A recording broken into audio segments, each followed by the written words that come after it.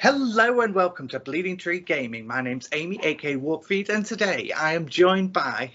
I'm Luke, aka Mime, or at least I am until I melt in a couple of minutes.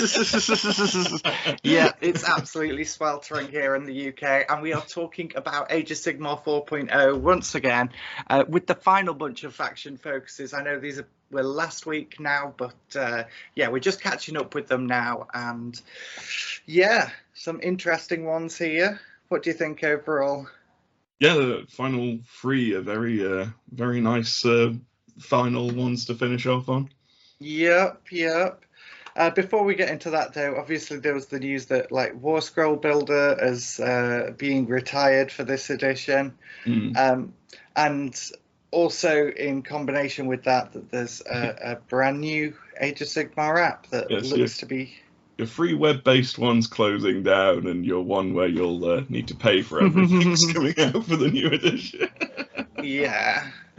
I mean, to be fair, I've been using the app one on my phone that you have to unlock things on for quite a bit. So, yeah, this one, it all looks very neat. I do really like this kind of menu here and the graphical look of it. So I'd say it's a nice, just kind of like an AOS reskin of the 40k app, and it's a very usable app, the 40k one. So I hope they fix some of the problems with the current version where it just constantly doesn't recognize things that you've paid for on your account. It's not even that it doesn't recognize all of the things at once. I was looking at it yesterday and it recognized my Deepkin battle tome information, but it didn't recognize the General's Handbook stuff as something I own. So yeah. I don't think I've ever really had a problem like that on mine, to be fair. Oh really? Of mine, I think I'm just lucky. Yeah. So I don't know if that's something to do with my end that I need to fix, but it's constantly playing up. Say July 15th for launch of the app, so 2 days after the edition drops. Can't wait to get building some lists. Very much looking forward to seeing all these full lists and what they're going to look like. Oh, and I had my official email confirmation for Throne of Skulls saying, "Oh, nice! It is 4th edition." Oh, it is 4th edition, so you've got to relearn it by the end of the month. Yeah, 2 weeks basically. Oh, that's going to be fun when they change tournament rules at the last minute. So moving on then, it's my other army, it's the Iron Jaws. Yeah, babies. Yep. Once again, I'm feeling mixed about it. The second one of my armies that I don't think is going to be a top tier army, but on the other hand, at least they haven't. Yeah, they're a good middle of the pack, basically. Yeah. Stuff you're looking at on battle traits and things, you're not thinking, this is terrible. Yeah. Stuff's different and is actually kind of more useful to do other things with them, but it's kind of a side shift, isn't it, from being able to just go 10-inch move, charge. Yes, and I'll talk about that in a bit. Just want to highlight this picture because I really love this artwork. I assume this is from the new edition handbook. It's very cool. Very cool. Those of Kane don't exactly look like they're in the thick of combat with those orcs there. She's kind of just No. Very much looks like they're on the same side, maybe marching towards an enemy that's out of shot. A bigger fight. Yes. Yeah. So anyway, Mighty Destroyers has been changed, so now you can just pick once per turn, move a unit up to 3 inches, which can be very handy for setting up some tricks where you kind of go through a combat to be against the to actually attack the hero who's hiding behind them. I say you can move into combat with this as well. So and it is both hero phases, so you can potentially block an enemy from moving that turn as well. Obviously, the Iron Jaws don't have any shooting attacks or anything like that, so the previous Mighty Destroyers was really good for getting them across the table in the first turn, which is a pretty big thing for them. I don't know. I'm thinking now, though, I mean, obviously it hurts your big pigs and your gore grunters, but your average, what are they called now? The brutes. Yeah. They only have a 4-inch move as it is, so essentially they're getting their full movement still. Yes, So, yes, very much. to be fair, they're the ones that definitely struggle the most getting up the board to the enemy. It's like, Yeah, yeah, and they are left kind of lagging behind a lot of the time. So there's also the Iron Jaws War that's changed now, and it's just fairly much the same, +1 to charge rolls and attacks, but within 18 inches of like your kind of declared hero. I mean, we were saying the other day when it's a bit of a side shift from like +1 Ren, but like it's better in the long run to have an extra attack on everything, really. Yeah, I think I'd prefer the extra attack to the Ren, definitely. And the aura thing, like 18 inches, that's like a nice good proportion of the board. So. Especially on like the big old Maw Crushers. It was me that almost forgot the name of them. Yes, yes. We have at the battle formations this natural disaster one, which is for if you make an unmodified charge roll of 8+ for a non-hero unit, you get +1 attacks for the rest of the phase. That's very nice. I say add that for the turn. Sorry. And that with the war, that's like +2 attacks. Yep. You really do seem to be kind of like building up those attacks in this edition. It also mentions the Grunter Stampede, that's a cavalry force that picks up more speed as it tramples enemies. So obviously something to do with momentum on the pigs, perhaps. The Iron Fist. Smaller pigs as well. Yes. The Iron Fist inspire each other to greater acts of carnage, which whether that's extra attacks or something like that, I do not know. I wonder if that's going to be the what's it called? The ability you have now on your war bosses, where if they kill something, they get like extra attacks. Yeah, strength from victory, is it? Yeah. Or, yeah. I wonder if it has something tied into that or something. Could be, yeah. And it also mentions like a psychic, a magic version of it, the Weird Fist. That's gonna be interesting, seeing if like the shamans actually have like a real big use in the army or not. Yeah, could be interesting to see. Yeah, they do seem to have a good unlimited spell. So yeah, this one just on a 6 gives the target crit 2 hits, which very nice. Very nice. When everything's getting like plus attacks here, there, and everywhere. Like being able to get even more attacks. I like the idea they're just constantly like dealing damage over and over. Like just being around them is deadly. I think you are going to have to actually invest in a full-on bucket of dice soon, though. Oh yes, absolutely. So we have Gordrak here, and this is tempting. I really want to field Gordrak at some point in the new edition with these rules. Yep. Like absolutely killer profile here. 20 health we're looking at. Anti-hero on his weapons with the +1 render, then anti-monster on the companion weapons. It's like he's virtually got an answer for everything, really, with his renders. His like unique monstrous rampage is just insane, which is just like on a 3-up. You pick one of the target's weapons. If they've got a companion weapon, it has to be that one. And halve the attack's characteristic of it. Which it's situational what monster you're going into, but like it can be devastating if they have got like primarily companion attacks on them. It's like... Yep, exactly. If it's like a monster kind of infantry unit, then I'm not quite sure what the rules are going to be in that case, but. His once per battle reaction for the war being declared is just magnificent as well. Just +1 to hit for everything with an 18 of it. Yep. So that's really going to just like pump up the damage you're dealing with the war when it's going off. And he also has like strength from victory, like his version of it now. I believe all mega bosses, this is the rule that they all have currently. So whether this carries over or this is his specific one, I don't know. Now we were having a bit of a discussion about this because it doesn't mention about the war tokens disappearing. It just says at the end of the next turn. Yes, yes. So if any damage points are allocated by this unit's attacks and that enemy unit has been destroyed, give this unit a war token to a maximum of 3. So he And doesn't then, have to finish the unit he's attacking. He just has to damage them, and then it has to be killed by something else. That turn. yes, yes. And then until the end of the next turn, add 1 to the attacks characteristic for of this unit's weapons, so all of them, for each war token it has. Which is yep. That is interesting.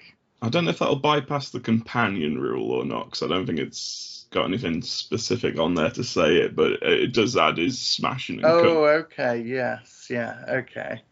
That's a good point. But it's still like, from the fact that it says until the end of the next turn, it's like he basically can just keep on topping himself up to just constantly keep on having at least 1 extra attack every turn. Yeah. And if there's no rule in there that says war tokens get destroyed at the end of the turn, or you burn them to use that, then they just build up over the battle, and by the end of the battle, you've got a fairly good chance of getting the full +3 attacks. I'm gonna say I get a feeling that's gonna get FAQ'd fairly soon, but maybe that's just the more powered version that Gordrak has, and the regular Mega Boss has something different. We'll see. Warchanter. Yep, and he's become a priest now, which is an interesting. He's taken the vows. Yes. Member of the clergy. He's looking like he's still capable of putting out a fair bit of damage here. Your Warchanter's definitely done its damage over time. Yeah, you'd be surprised for like a cheap hero how much they can do. His Rhythm of Destruction is like, you're not exactly definitely going to want him in the thick of combat to be earning those ritual points, but it's nice that he's got that. Yeah, you're definitely going to be getting some extra ones there. I'm not sure like how being a priest is going to treat them, but certainly looking at like Killer Beat here, you now have to make the chanting roll, so it's it's not instant anymore. It's not instant, but I believe you did have to. There was some kind of element in there. I can't. It's been a while since I played my Iron Jaws. Oh no! Yeah, I think you're thinking of like the getting beats and stuff. Where yes, that's the one. But yes, so now you have to do like a chanting roll. But on a 4, you can feasibly get it 1 turn, and like obviously on an 8+, you can pick 2 eligible units, and it's +1 damage. Yeah, it's really nice bread and butter in the Iron Jaws army, just giving that +1 damage out. Absolutely, yeah. Really handy to be having. I know Killer Beat in the current edition is the preferred method, or the one I always use anyway. And it is priest, so it is basically giving you some kind of like anti, spell type capability as well. Yes. We've got brutes, and they're like fairly much. I can't remember what their current stats are. I think they're a 4-up save currently, so they've actually got I think they've even tougher to crack now. Yeah, slightly improved. Obviously, these are your big like elite infantry stuff, and they've got the UMessing rule, which is just if you've got a health characteristic of 1 or 2, you can't contest objectives against them. Which like if you're going up against like a primarily horde army or something, it's just like that's just awful, like not being able to contest an objective. Yeah, exactly. And I mean these guys are supposed to be super like hulking, terrifying armored beasts, so it makes sense. They do look terrifying, especially with all the stacking buffs we've seen so far that can be easily put onto them. It's like yep. I noticed these are putting out like base 2 damage or 3 damage on the Gore Chopper. They've got the Rend anti-infantry.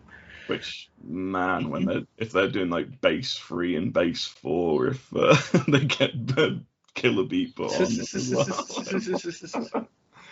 Yep. Big Pig. So this is the medium big pig, the non-character version. You see, like it's fairly much the same again. I think it's gotten a slightly better save. Yep, it's gone from the 4 up. They've kind of tightened up the momentum rule, so it's not like a big table with like 6 things on it. It's a maximum of 3 points now. You were like constantly having to like look through to see like what things it gave you extra attacks on and what things it gave you extra damage on. And it was practically impossible to get it above 3 anyway, unless you were very lucky. So now it gets 1 point from charging and 2 from running. It can have a maximum of 3, and it like 1 gets removed at the end of every turn. Which that's great. Like the end of every battle round, just only losing 1 out of your maximum of 3 is really nice. Yep. And your momentum is just like added directly to the damage of the Morgrunter's tusks. So that's nice. If you get it up to full, you're doing 5 damage a hit, and there's 5 attacks there. So that's flavor town. Yes. Carve a Path as well has also kind of been simplified. I believe this was the unique Monstrous Rampage before, the closest equivalent to this anyway. So you can just use this in your movement phase. If you're in combat, you can just basically get out of combat, but instead of the enemy damaging you, you damage them, because how the tables have turned. Yes. Plus so you roll a d3 for every everything as well. Everything it moves over, it's like 10-inch move. Yes. And you gain 2 momentum points for doing that as well. So and you'll put down extra 2 damage. And then because you haven't technically retreated, you can then charge again. It's like so he's basically getting up to maximum 3 momentum points from that. Yep. So I really like what they've done with the big pig in this. I'm interested to see how the other 2 variants handle it. Interestingly, when we initially saw that command of charge through, like we thought, that'd be great on big pigs, but like this is actually way better than doing charge. Yes. They've just got this now, which is what you want to be going with. So a little bit disappointing at the end. They're just like, there isn't an Iron Jaws combat spearhead, so you can't play it. Here, have this Cruel Boys one instead. I can't believe they haven't just gone like, don't worry, we'll be putting out a sheet in the near future for like a usable spearhead for the thing. Even just saying, we'll be selling one down the line, and then it'd be a year later. That would be just the bare minimum. Just like, if you've got Uruk War clans, you better have the Cruel Boys. So weird. Yeah, it does say in here, like, while they're 2 separate factions, they're going to come together in the Uruk War clans faction pack. So whether that means they're going to get separate battle tomes or they are going to be both folded together, we don't know yet. That they say they're 2 very separate armies, and it's just kind of like, I mean, like for you, like why do you want to have all the Cruel Boys war scrolls and things? Like, in the last edition when they could be taken as like a big war, I might have been interested, but now I just want to stick with my Iron Jaws and have them be an army with what they've shown us. Yeah. So that's Iron Jaws. Like, there's some good things there, some great things there. I think they're going to be absolutely solid in the new edition. To be fair, like it's great host of rules for just stacking attacks on top of each other. Yep, very much so. And if they will struggle to reach things as quickly, hopefully once they do get into combat, they'll be able to make up for it. I might not be pinned in my deployment zone from turn 1. Yes. So moving on then, we have the Sylvaneth. The little strike and fade army themselves. Yep. And so they've got these battle traits, and now you were saying these are kind of similar to the current ones, but they do have like the option of healing near like wildwoods and stuff at the moment, and they've kind of kept that. I'm not sure if it's actually as strong as it is at the moment, but there's like a battle formation that they give as an example that says you can heal like flat free. But then again, I think that was only to monsters, so like for your tree lords and stuff. Strike and Fade's definitely been like nerfed because it was basically like the second you finished fighting with a Sylvaneth unit, they could just wump out of combat and just appear somewhere else on the board. Like, yeah, they've made strike them back slightly easier. And let me kind of have a look at these, because these are two fairly similar ones, and it took me a couple of reads to actually notice the difference. Is that this is if they're in combat at the end of the turn, you can teleport them.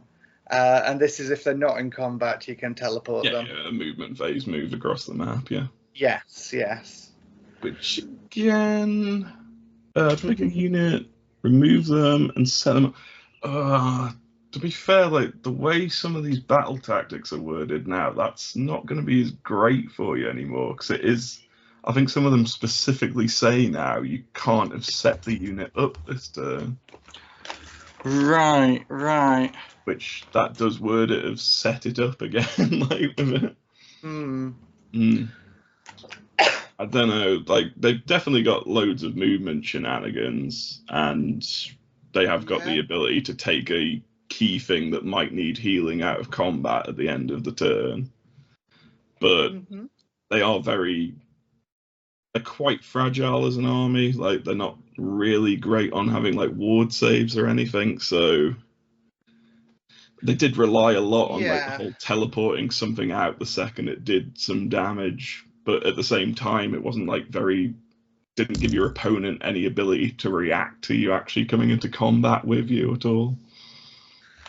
Okay, I'm interested to see how they handle, because I've seen very little of Sylvaneth in. I mean, I said they're very glass hammery, but then like we look at some of the war scrolls in a bit, and there's some terrifying damage output from some of the stuff.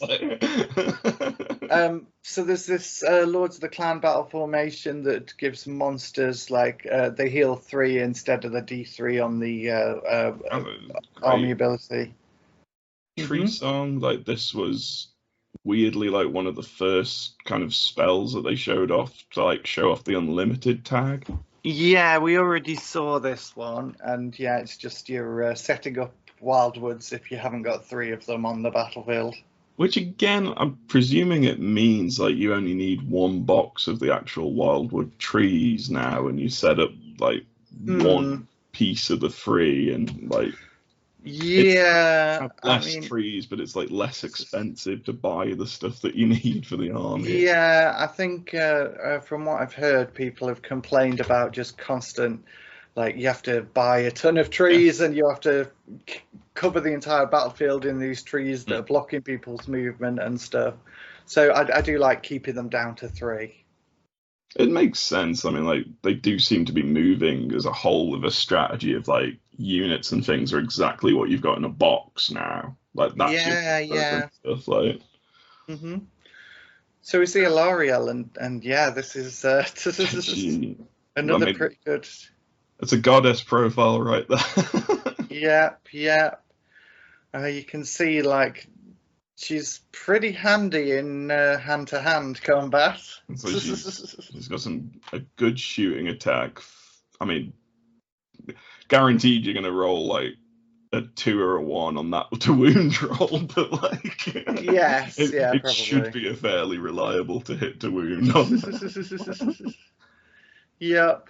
And you can see some of these like abilities. She's got the life bloom's cool. It's like she can just change it each hero phase depending on what she wants to do. Like cast can be +1 to cast. If she wants to heal, she can heal 2d3.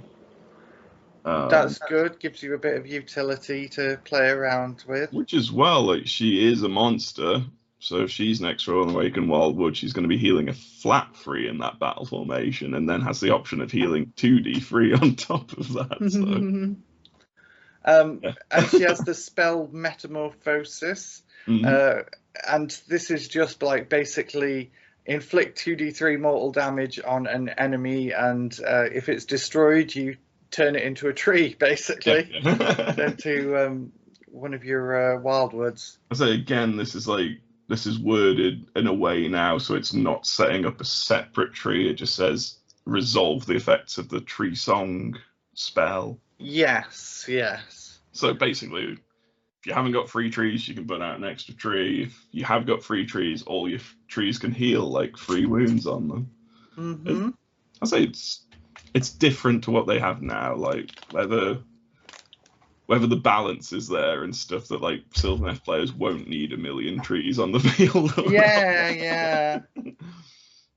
She's also got obviously the Right of Life, which is just the standard bringing units back that a lot of it's identical to what a lot of other units have that we've seen so far. Yeah. This is like the change up from her just like bringing something free into the army in this edition. She just basically has like a revival mechanic, but like it's literally every movement phase, and you can recycle like anything in your army essentially. And you can see they're really trying to cut down on people having to bring excess models to games. So you bring what's in your list. Do it to herself, doesn't it? Is that possible?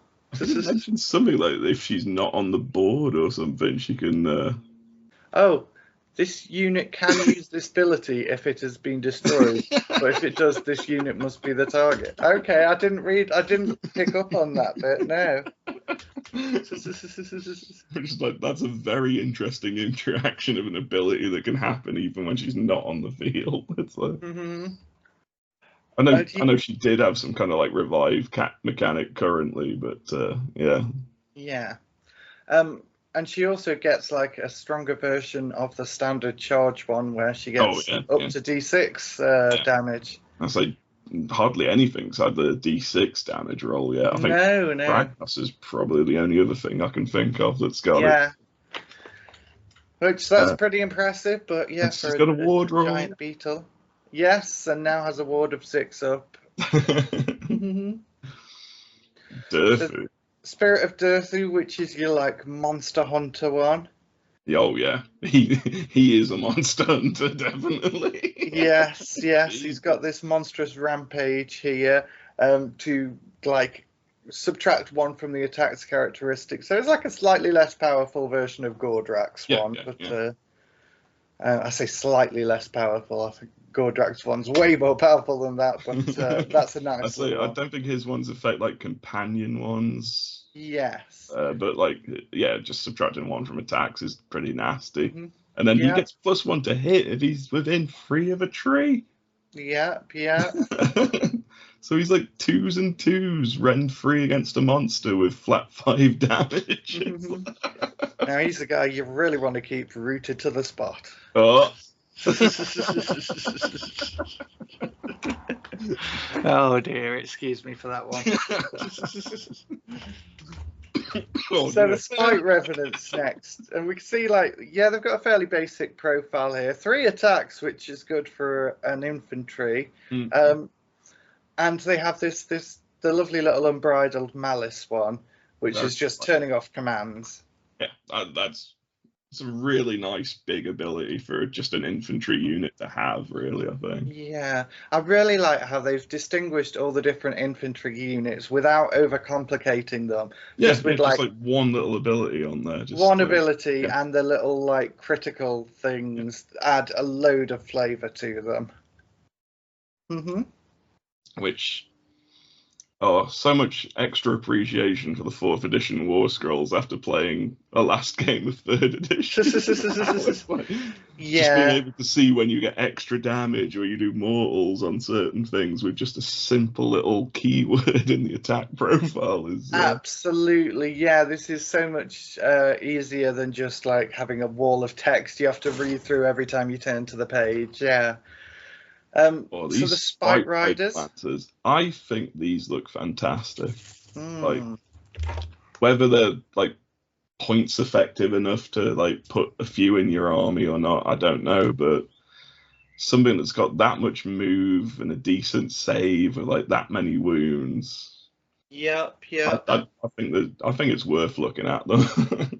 Exactly. They're not like the heaviest hitting ones we've seen, but they do have all the like they're not the heaviest hitting from just like the stat line rather, but then they do have like the +1 damage on the charge, the anti-cavalry rend. Yeah, So the stats are fairly kind of like 3s and 4s, and like they've got the potential to do quite a bit of damage. Like absolutely, yeah. But then they've got these the strike first on a 3-up if they charge. It's huge, yeah. Yep. They're wanting to charge, and oh, sorry, they're wanting to charge, and if they get the charge, they might actually just get to strike first as well. Yeah, yeah.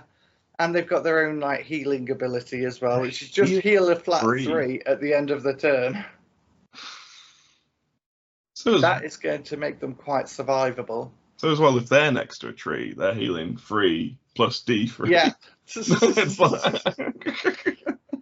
Yeah, you can certainly see a space for like on them as well, since their wings are absolutely massive. I think on them.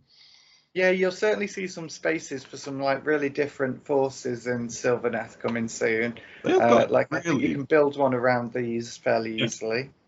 They've got a really nice like expanded range in like 3rd edition. Like there are lots of different. I hope like there's lots of different viable ways of building the army. Absolutely, yeah. It's nice to see different types of models and stuff. Yeah. No one likes it when every list of an army is the exact same models. It's nice when people can actually feel free to put a bit of personal spin on it and still know they're going to do well. I love that one we did at the tournament in January where it was like Drycher and some Spite Revenants. Oh yeah, that was good. It was kind of like something I hadn't really seen that much of in Sylvaneth before, and it was just really interesting and fun to play against. Yep. Moving on to the Spearhead now, which is the Bitterbark Cops here. And they have kind of much simplified rules, but you can just heal when you're within... Like the bonsai of the... Yes. Yes. You can heal 1 for a unit that's within 3 inches of any terrain features. And also, like, if you fight within 3 inches of a terrain feature, you can remove them and then warp them around to another terrain feature. I mean, yeah, you got to roll for it in Spearhead, but like at the same time, the board's a lot shorter in Spearhead as well. But yeah, I think that kind of gets across the basics of their abilities fairly well. And we got Kurnoth Hunters with bows as the example one, with like fairly solid shooting profile on them, and they give a ward save to all friendly units while they're contesting an objective. I say that's going to be really nice in Spearhead games. Absolutely, yep. So yeah, I think there's probably some things that Sylvaneth players are going to be a bit hesitant about, as I was a bit hesitant about in Iron Jaws. But overall, I think they're fairly solid. Yeah, I'll say I've heard actually a couple of people asking me about like what I think of them recently, because a couple of people are thinking of starting them up. It's like oh yeah, I can definitely see that they're going to have a place in 4th edition. Oh yeah. So moving on, the last of the faction focuses then. Yeah, how fitting that they started on Stormcast and they end on Blades of Khorne. Yep. It's that whole 1st edition battle all over again. And just, wow, GW really love Blades of Khorne. Yeah, well, I'd say Blades of Khorne have had it rough in some previous editions from what other people have told me. Oh, third edition, they've been like absolute top tier army. And it looks like they are keeping quite a lot of what made them good as well. Yeah. So you have the Blood Tithe points still, which is fairly much the same, but with just like a few particular abilities that are kind of matched to different phases and stuff like that.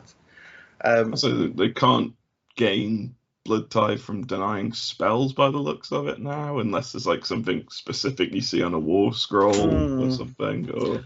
Yeah, I mean, just we have here is Blood Tithe point for a unit, friendly or enemy, being destroyed.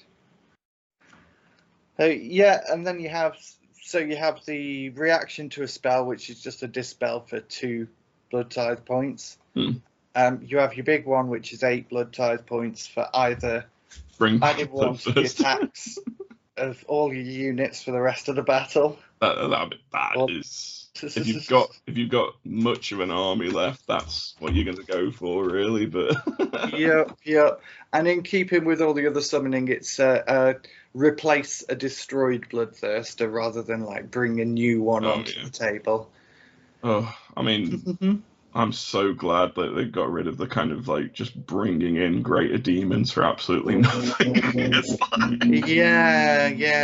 Zeech was by far the worst, but yeah, Khorne players could quite happily get an extra bloodthirster from nowhere. To be fair.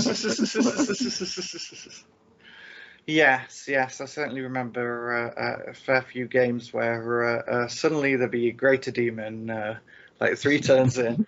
Oh, hello there. So for 1 blood type point, they can do Mighty Destroyers, basically with Murderlust.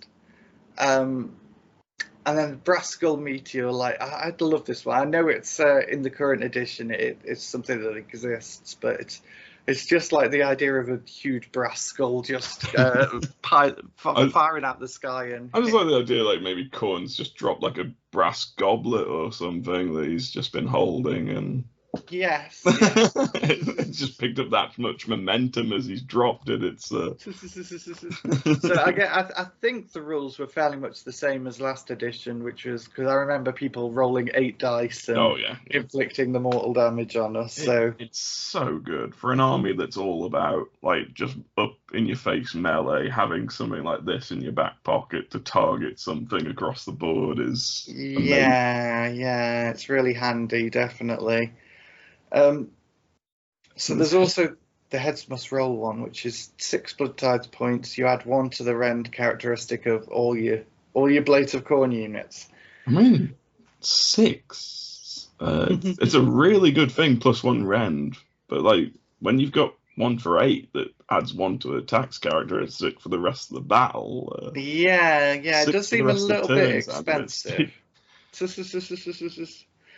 But then it is for all your units. +1 rend is actually just really horrible. I'd suggest probably you might want to hold out for the 8 though if you can, and only use that if there's no chance you're going to get the other points.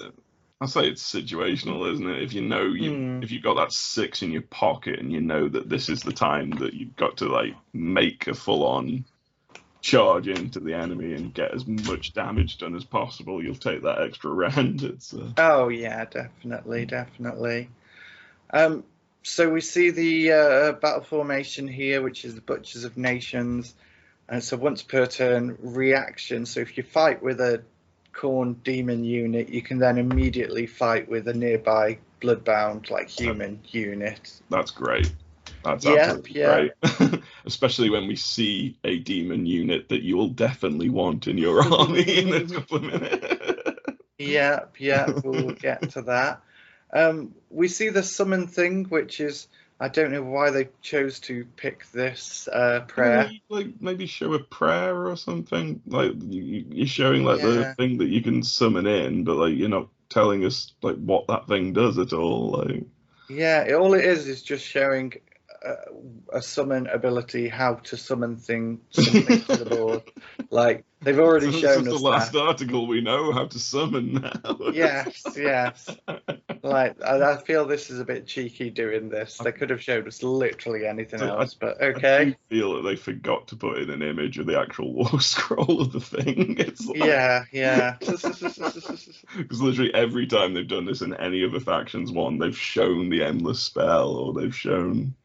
So the Bloodthirster of Insensate Rage, he is as killy as ever. You gotta love a Bloodthirster.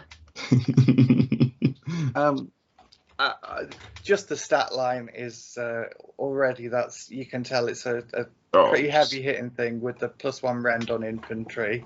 Hitting on 3s as well now. He was hitting on 4s before. This guy can be taken down to 2s and 2s now with an all-out attack. It's I love this passive ability, Outrageous Carnage, which is just like anytime you score a critical hit, you inflict D3 mortal damage on each enemy unit within 8 inches of it after the end of the fight's been resolved. So, yeah, you're going to want to just like charge this guy into the biggest like mob of enemy units that you possibly can.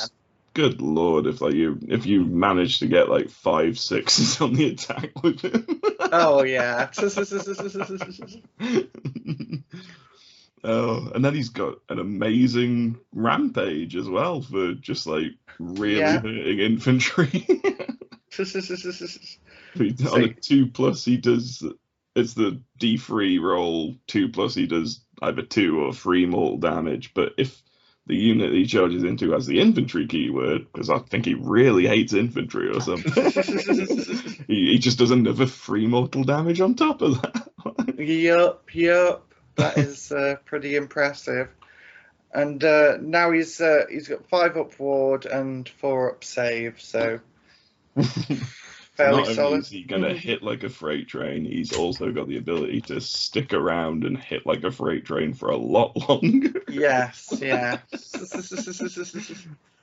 So next up we see Bloodletters, and these are pretty damn good little lesser demon unit. I do like the look of them. I'm gonna say it's gonna be interesting, like how they compare to all the other mortal stuff. Yeah, so they're only 2 attacks and Ren 1 damage 1, but like hitting them 3s, wounding 3s, and crit mortal. But then they have this: if the unit is in combat, you can return D3 slain models at the end of a turn. So if they're where they want to be, they can yes, keep coming back. You can literally like you have a couple of units of them and you roll well enough and you can just stay in combat indefinitely, I guess. A 2 wound model with a 5 up save and a 6 up ward, like just being able to bring D3 of them back is like huge every turn. Yeah, definitely. You can't chew through them fast enough, they are just gonna like swamp you. Absolutely. Oh, Karanak here. Good old Karamak. 1, 2 Karanaks coming for you.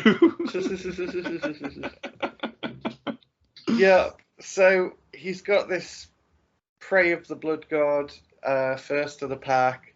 No, sorry, it's the Prey of the Blood God and the Stalk the Prey abilities, sorry, that work together. You can pick a hero, and it doesn't matter if the hero is not even on the board when you go to pick the hero.